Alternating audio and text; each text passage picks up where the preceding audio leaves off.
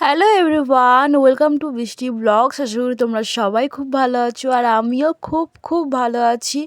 তো তোমরা তো দেখতেই পাচ্ছ যে আমরা সবাই বসে আছি মেশিন ভ্যানে। তো এখানে হচ্ছে আমার দিদি আর আমি ঠান্ডার কারণে একটু সানগ্লাসটা পরে নিয়েছিলাম সাদা। তো দেখো আমরা কিন্তু সবাই কিন্তু চলে যাচ্ছি বকখালিতে।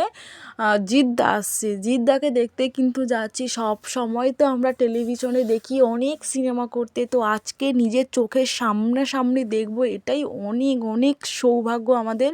মানে কি বলা যায়, জিদ্দাকে যে এত কাছ থেকে যে উপভোগ করতে পারবো সেই আনন্দটা মানে কালকের ছিল। মানে জিদ্দা এসেছিল 25শে জানুয়ারি, তো আজকের আমি ভিডিওটা এডিটিং করছি 26শে জানুয়ারি। তো আমি শুধু জিদ্দার মানে কি বলবো, কালকে পুরো 12টা 12:30টার দিকে মানে উঠেছে, বাড়িতে এসেছি পুরো 1:30টার দিকে। তো এত পরিমাণে লোক ছিল কি বলবো তোমাদের। গাইস দেখো, জিৎ দাদাকে দেখার জন্য যে এত পরিমাণে মানে কি বলবো, হাজার হাজার লোক ছিল সেখানটায়। এত ভিড়ের মধ্যে তবুও আমরা গিয়েছিলাম মানে 7টা থেকে হয়তো মনে হয়, না 5:30টার দিকে আমরা হচ্ছে সেখানে পৌঁছেছিলাম, 5:30টার দিকে।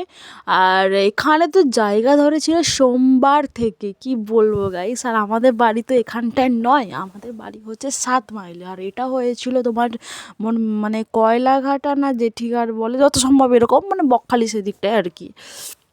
তো গাইস এত এত পরিমাণে ভিড় ছিল, আর জিদ্দাকে দেখতে যে এত সুন্দর, মানে সামনাসামনি না দেখলে তো জানতামই না। মানে টেলিভিশনেও যেরকম সুন্দর দেখতে, আর সামনে তার থেকেও যেন আরও বেশি সুন্দর দেখতে।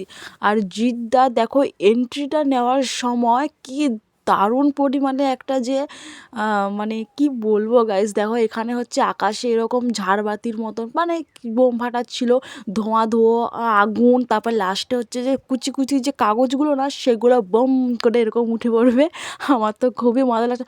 আর তোমরা জানো না যে মানে ফোনের ক্যামেরায় হয়তো এত কাছ থেকে এত জুম করেছি, জিদ্দার মুখটাও পর্যন্ত দেখা যাচ্ছে না ফোনে, এতটা দূরে আমরা বসেছি।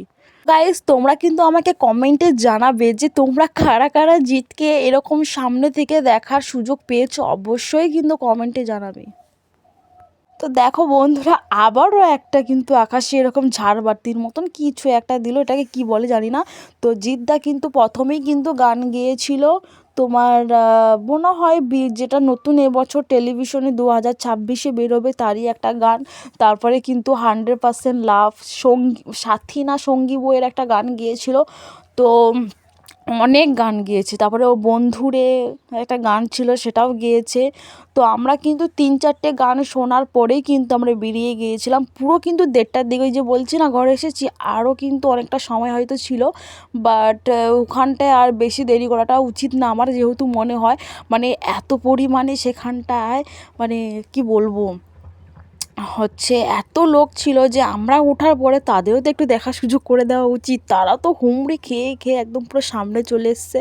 সত্যি কথা বলতে, যারা এরকম মানে সিনেমার আর্টিস্টদের নিয়ে এসে আমাদের সামনে উপভোগ করার হচ্ছে সুযোগ করে দেওয়া, অসংখ্য ধন্যবাদ তাদের। তো এটা জিৎ না, এরও আগে প্রসেনজিৎ, চিরঞ্জিত, ঋতুপর্ণা, রচনা, তারপরে তোমার এই যে জিদ্দা আসার কয়েকটা দিন আগে মানে 16ই জানুয়ারিতে এসেছিলো সায়ন্তিকা দিদি। তো এখানে বিভিন্ন মানে অনেক সিনেমা আর্টিস্টরা আসে। তো এখানে হচ্ছে জিদ্দা একটা নাচছিল দেখো, আমি ভালো মতন এত দূর থেকে তোমাদের দেখাতে পারছি না, আমি অনেকটা দূরে বসেছি, অনেকটাই দূরে। আর তারপরে কিন্তু দেখো বাড়ি যাওয়ার পথে এত পরিমাণে লোক দেখছি কি বলবো, সেটাই তোমাদের ক্যামেরা বন্দি করে নিয়েছিলাম দেখাবো বলে। তো ভিডিওটি ভালো লাগলে কিন্তু অবশ্যই লাইক কমেন্ট শেয়ার করে দিও। দেখা হচ্ছে অন্য কোনো ভিডিওতে। Tata guys.